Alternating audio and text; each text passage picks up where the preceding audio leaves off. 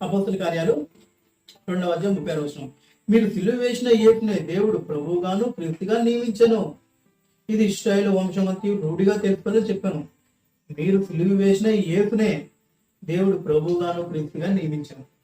అర్థమవుతుందండి?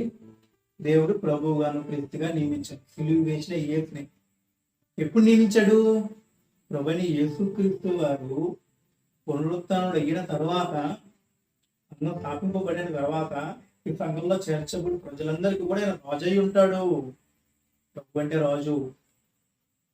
అర్థమవుతుందండి? ప్రభు అంటే రాజు. కాబట్టి రాజు అయి ఉంటాడు. ఈ రాజు ఎవరంటే క్రీస్తు ప్రభువు అన్నమాట. క్రీస్తు ప్రభువు. అర్థమవుతుందండి? కాబట్టి హెబ్రీయుల యొక్క పదాలు మీకు నేను రాస్తాను.